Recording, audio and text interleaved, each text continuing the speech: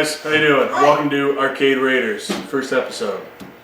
Yeah, welcome. I'm ex-Detroit on Claw. My name's Matt. This is Danny Dodge. Yes, on sir. Claw. That is correct. Decided to put a couple of videos together, see how it goes, and see if we can bring you some arcade entertainment. We big fans of Arcade Impossible, John's Arcade, and figured we could do something along the lines of that, but put a little spin on it, our own little custom touch, and think you guys will really enjoy it. Yeah, so we're going to start out with our first video where we go on a little bit of a road trip, trade one game for another, and do a little gameplay of both games, and just kind of review the games and go over the trade. Yeah, and in future videos we plan on bringing you like gaming reviews, tips and tricks, repairing games.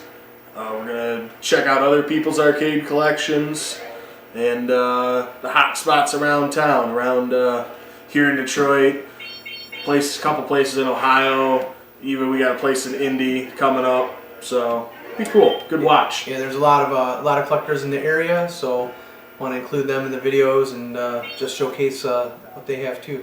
And even new guys starting out.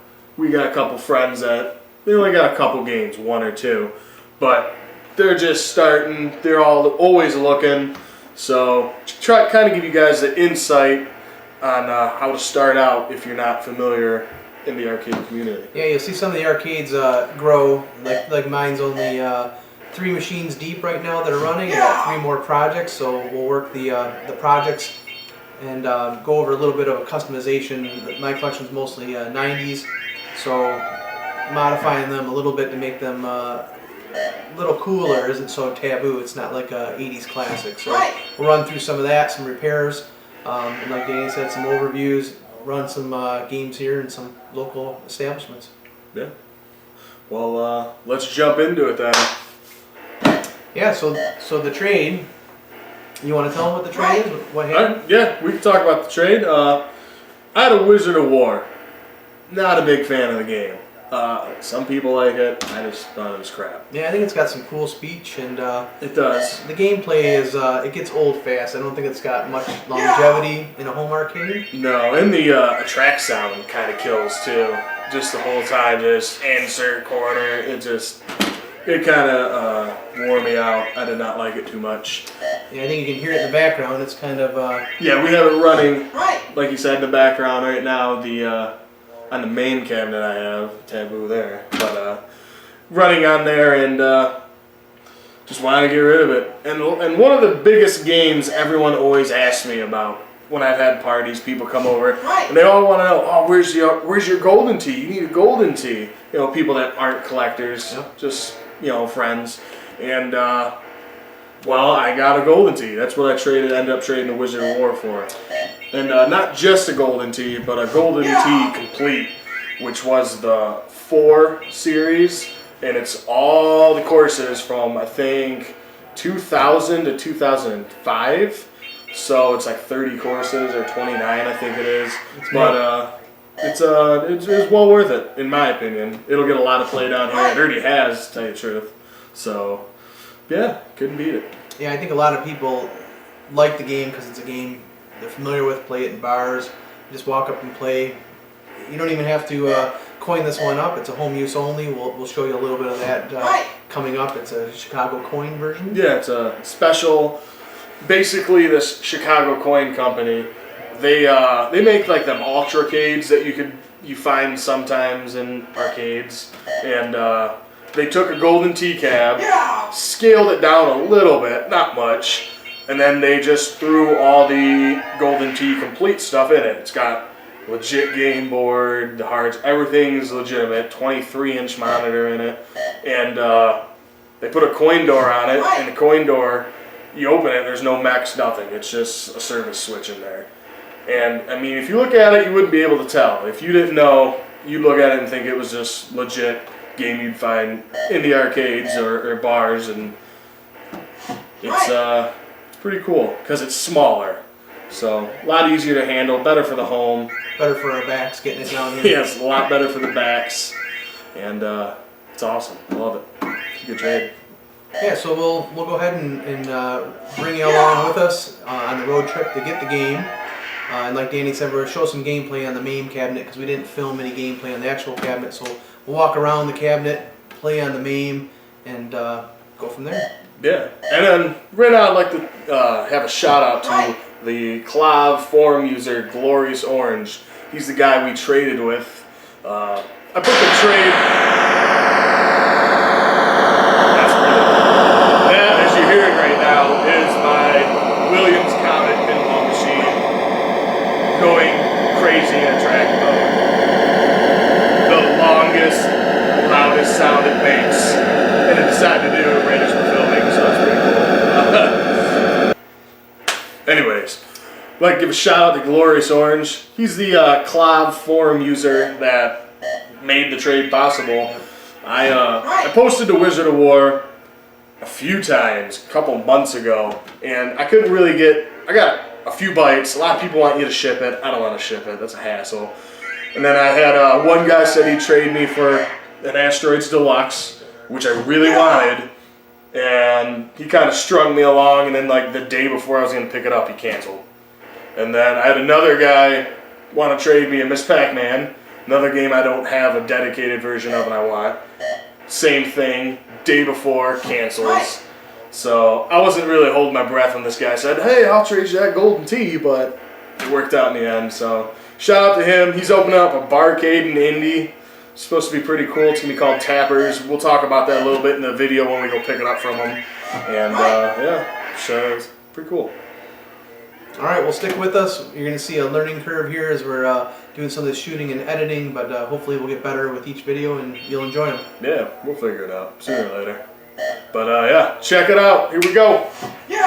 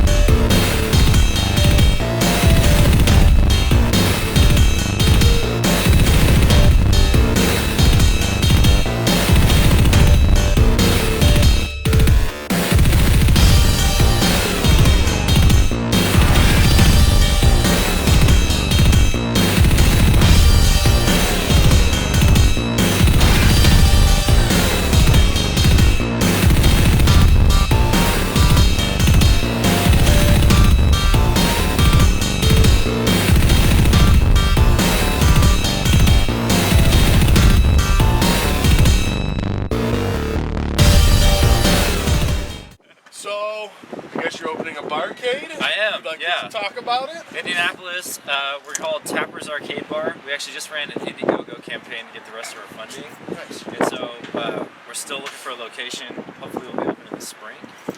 It's going to be right in Indy probably, somewhere in there? Yeah, it'll be downtown. Nice. A couple buddies of mine are helping me out with it. And so we don't really want games like this because they're too new for what we're trying to do. So this is a perfect trade because we're looking for 80s and 90s stuff. So that works out just great. And that's a home use only golden tee. You want to open up that control panel and the coin door? This is special.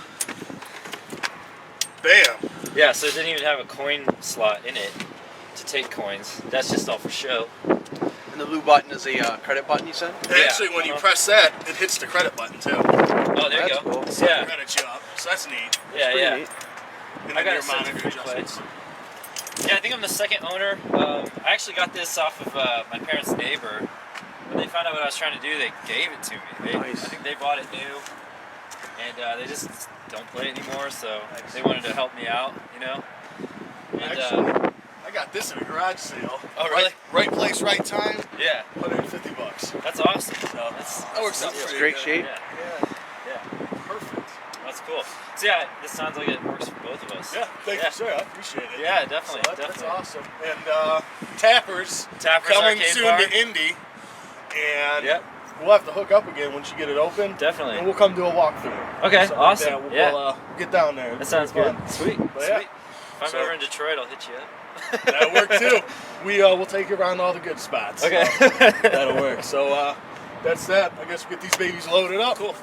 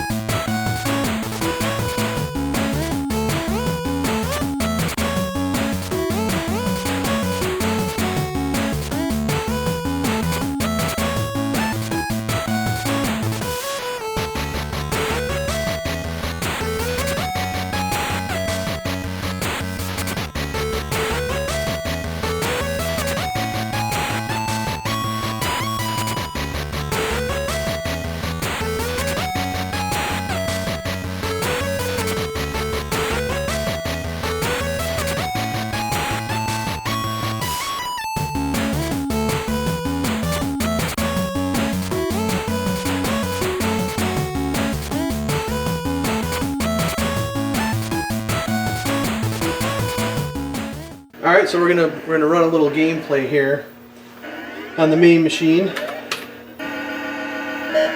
Jump on here on 2-player. I'm gonna kick Matt's ass. Right.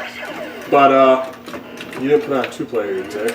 Okay, so it's gonna play on 1-player, and as you can see, Matt's this yellow guy here running around, and you basically just go around and kill these monsters in this maze. You have a radar down here. As you get later into the game, there's certain monsters that'll appear and then they become invisible, and they appear and they become invisible, but they always show up on the radar. So that's how, like this yellow guy, as you can see, he just disappeared, and that's how you find him and kill him.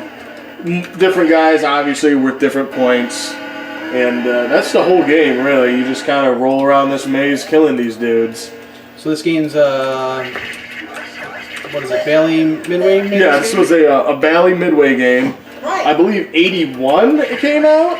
I remember playing on the Commodore 64, and the gameplay I think is really close to being what we see here, but I don't think it had the speech. I think the speech was missing. No, it's got burned. Well, that makes sense because the speech in a real Wizard of War, there's 3 different speakers.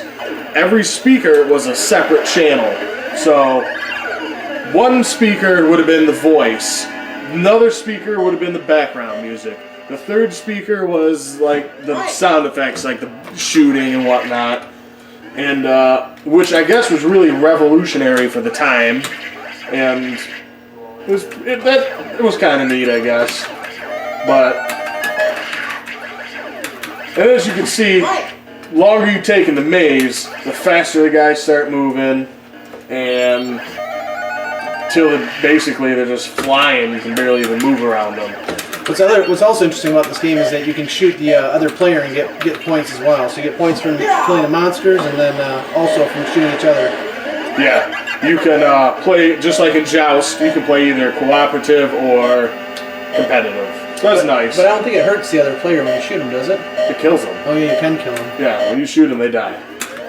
You die. So with when you kill the wizard like we just did, now it goes into double point mode. So that actually wasn't the wizard, that was a warlock. That's a step before the wizard. That's right, you got it. So it's a little bit like Pac-Man, right? It's got the Pac-Man type maze, and it's got the pass-through. Yeah, So they did borrow some from it. It's pretty similar. The thing that's weird, though, and is that... Ooh, I got locked out there. Is that the maze is kind of like a top view, but the guy's like standing on the wall, so it's kind of different. And another thing, sometimes these mazes, as you can see here in the middle, there's no real maze, so you can just walk around that whole square area. There he is. There's the wizard. Yeah, there's the wizard. He'll screw you up. Oh, he escapes. Gone. The warlock and the wizard will try to leave, and that's how you get your double. And I think the wizard's like triple score, but. So you can see it's a lot of the same type of thing over and over. I got locked out again. It reminds me a little bit too of the tank level in Tron. Yeah, real repetitive. I just got old. Got old for me quick. Plus, it's a game. If you got a main cabinet, you can easily emulate and play it in that. You're not missing out by not having a real thing. Yeah, there's no special controls. And it emulates pretty well, I would say. Yeah, well, there is a little bit of special control. A real Wizard of War has a dual leaf switch set up on the controls. So you can just tap the stick and it'll look to your left. And then if you hold it down all the way, it would move to the left. So that was kind of a cool feature too. That was, back then, not a lot of games had that. Right. But I think you guys get the idea. You get more and more of the same. And I'm probably making a lot of collectors mad by trash talking this game, but like I said, it was just real repetitive to me after a while. It's just no wow staying factor for me, so. Yeah, and you had a lot of interest on it, which means that it's a wanted game. Yeah, yep. It's according to the if you Google search the city price guides or anything like that, it's worth a decent chunk. According, I think it was like $400 to $500 on the city price guide. I wouldn't have paid that, but then again, I like the game. But it's a cool game, I guess. I'm trying to be nice. Yeah, to me, where it really shines is the voice and the sounds. The rest of it I can kind of leave, but I like the voice and the track music's a little obnoxious, but yeah, we actually have it turned down right now because it's pretty loud. The side art's pretty cool. It has the wizard like casting a spell. It's a neat cabinet. And it's a white cabinet. It's pretty cool. That part of it. But and it's got the metallic control panel overlay, kind of like Gorf, right? It sounds like Gorf, looks a little bit like Gorf. It actually uses the same, what would you call it? The board set as Gorf. It has like RAM cards. It has a whole big thing where it has like 2-3 different cards in it. 2 of them are RAM cards. One's your game board. And I think there's another one's like controls or something. I'm not too familiar with it, so don't blow up the email saying you don't know what you're talking about. I'll admit that. I have no idea what I'm talking about on that one. But it did have a bunch of little different boards you can pull out. It was kind of cool for working on it. But yeah, that's Wizard of War, folks. All right, now let's move over to the Golden Tee. Yeah, let's check out the old Golden Tee. All right, here's the Golden Tee. And if you're familiar with Golden Tee, you'll see pretty quick that this game, like I said, if you look at this, you really couldn't tell if you didn't know that wasn't a real in-a-bar arcade game. Yeah, the monitor's a little smaller, and the control panel, just by looking at it, I don't think you can really tell that it's smaller. Yes, yeah. And another cool little thing, let me see if I can get this with the camera. This coin door down here, if you open it up, I have it locked. Of course I do. Okay, well, I'll just tell you about it. If you open it up, there's just a little button behind it, right behind the return, coin return button. And actually, if you hit the coin return button, it presses that button and it brings up your system administration settings. You can change pretty much everything. But yeah, it's real neat. Right now, it's on a It's on free play, obviously, because you can't put quarters in it. And just like the bar, some idiot put his name in his ass. Yeah, there was an ass. I believe that was you. I don't know. Could have been. That's crazy. I don't know. But yeah, let's play a game. Check it out. We'll chat it up and show you guys what it's about if you're unfamiliar with it. All right, here's the Golden Tee. This is just the attract mode. I have it set right now to sometimes play the track sounds instead of all the time. I didn't want it to be too obnoxious. Usually we got music and whatnot playing down here. But here it is. Let's jump into a game. Welcome to Golden We play up to 4 players, obviously. And with me is Peter Jacobson. Peter? Hi, Pat. Great to be with you all today. Many different kinds. In this version, because it isn't hooked up to the phone line, I can't play the league or the tournament, that's all right. We can have stroke or skin play. And here's all the courses. Like I said, I believe there's 29 in total, but it's just tons and tons and tons of courses. You know, supposedly they're all over the world, so they got different themes. Like, oh, here's a British one, and it's got like little stone bridges, and tropical one with palm trees, and Canadian one with the mountains and whatnot. You know, Scottish ones, all over the place. I mean, it just keeps going and going. But I guess we can jump into one here. Crawdad Swamp, one of my favorites. We're coming to you from the United States here at Louisiana's Crawdad Swamp, and the rain is coming down. I got a couple Golfer 1 has begun. But as you can see, it doesn't have the graphics of the newest version, but the newest Golden Tee Lives are also like $2,000, so not out of my price range. But it's Golden Tee, trackball. You just pull back and then go forward real quick, and it's gonna go right into the trees. But you know, a bird, but not that kind of bird. Nice. Golfer 2 is up. It's a hot shot. Let's get Matt in here to shag one off. So yeah, see if I can get in here without getting in the camera too much. But yeah, so you can aim the guy right and left, and the little window on the lower left here, it shows you about where the ball should land with the club that you're using. Right now I'm using a driver, should go about 300 yards. It's got wind blowing to the right, so I'm gonna try to keep the ball a little bit left of my target here. Swing straight back. Right. Oh, you really got a hold of that one, Matt. Right in the sand. That's gotta clear the bunker. So much better than me. Golfer 1 is up. This rough I guess makes it is. I'm behind back the difficult. fence. Behind the fence and shooting for water. That's great. As you can see, over here, shows you where the pin is, shows where your ball's gonna go. You got different shots, which we'll show you in a minute on the control table or control panel. If you go to the left and then back left and then forward left, you can do like hook shots and whatnot. You know, simple stuff. Oh, this is going straight in the water, I'll tell you that right now. Oh, yes. Oh, here you go. That could splash, Pat. Nice. I thought That's maybe, good. but no. Over to Golfer 2. I believe the commentary is like Pat Summerall and some other guy I've never heard of. Pretty hysterical. Sometimes you'll land it like 2 feet from the pin, right on the green, and the guys will be like, "Oh, he's not even close." So I think one thing you'll notice right away is that neither of us are expert Golden Tee players. No, Golfer 2. I'm a He's little better once I get a couple beers in me, but I believe everyone's better at arcading with a couple drinks in them, except for kids. So here we have shooting for the green. I'm going to try to overpower it a little bit and put some backspin on it. Let's see how we do here.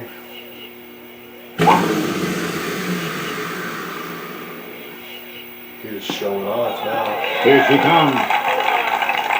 Golfer 1 to hit. He's in Show the you how first pro putt. does this.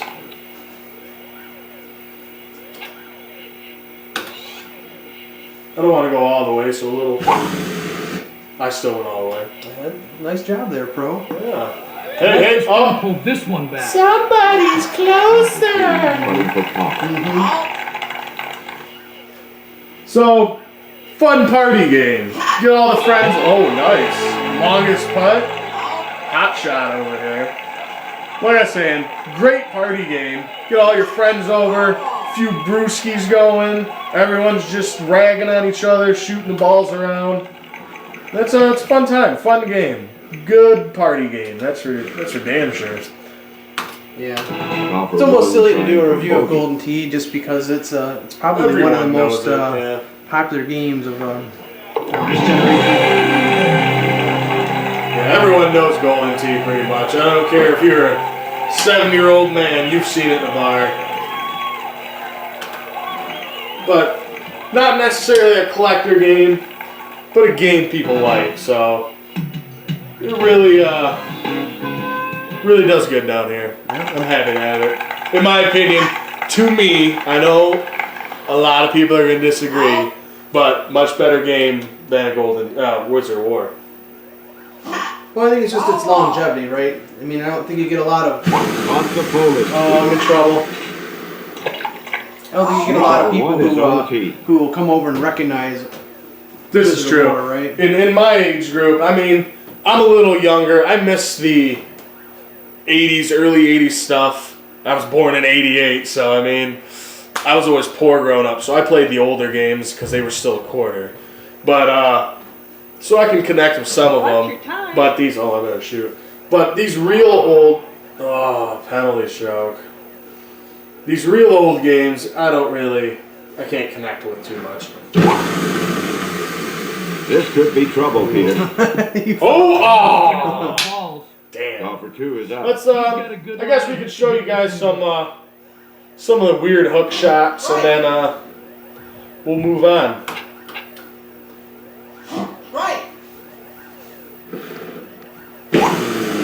Alright, Sounds a little more natural. here's the control panel, obviously. Usually your left and right movement. And usually you can see up here, it gives you all these little shots.